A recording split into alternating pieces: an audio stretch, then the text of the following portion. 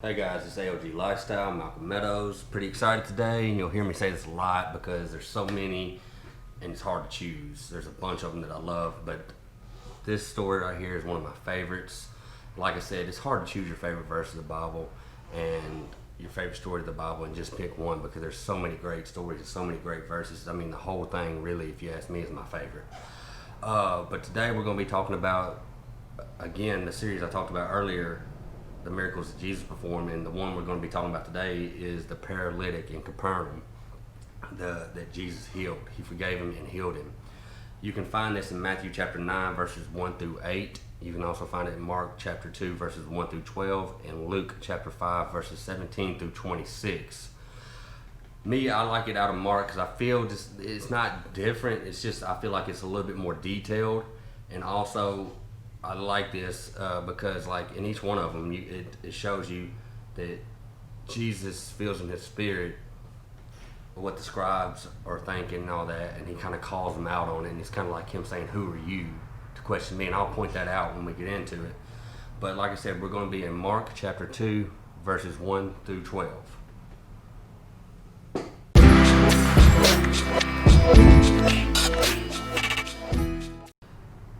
Hey guys, like I said, we're in Mark chapter 2, verses 1 through 12. It's even titled in my Bible, Jesus Forgives and Heals a Paralytic.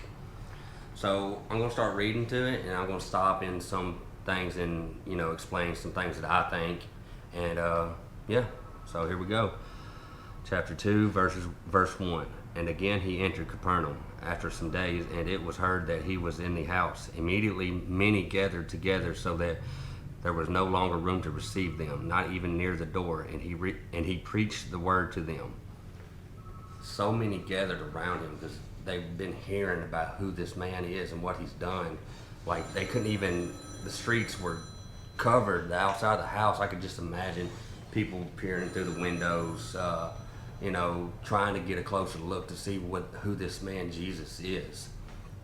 Okay, so now we're going to verse 3. Then they came to him, bringing a paralytic who was carried by 4 men.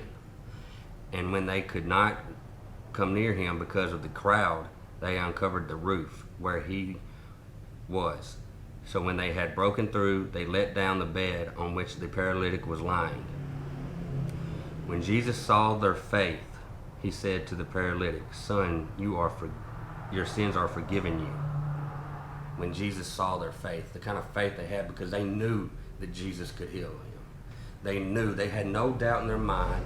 They just all they was wondering if he was willing. They knew he could heal him. See, it says, when Jesus saw their faith, he said to the paralytic, "Son, your sins are forgiven." And some of the scribes were sitting there and reasoning in their hearts. What this means is they were sitting there thinking, who is this to have the authority to forgive sins and do this kind of stuff right here but only God, which it goes on to say that here in a minute. And it says, "Why does this man speak blasphemies like this? Who can forgive sins but God only?" That's verse 7. Like I was saying, that's what the scribes were thinking. They wouldn't, to me, the way I look at it when it says reasoning, they was not saying this out loud. But in verse 8 it says, "But immediately when Jesus perceived in his spirit that they were reasoned thus within themselves, he said to them, 'Why do you reason about these things in your hearts? Which is easier to say to the paralytic, your sins are forgiven you, or to say, arise and take up your bed and walk? But that you may know that the Son of Man has power on earth to forgive sins,' he said to the paralytic, 'I say to you, arise, take up your bed and go to your house.' Immediately he arose, took up the bed, and went out in the presence of them all, so that all were amazed and glorified God, saying, 'We never saw anything like this.'"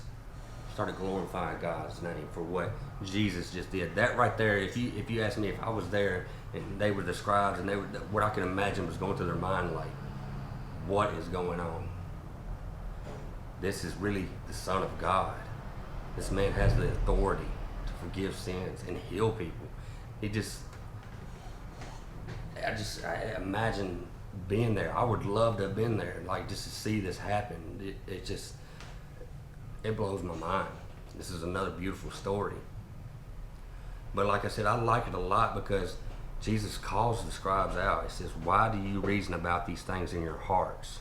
And like I said, when it says reasoning, it means they were sitting here thinking to themselves.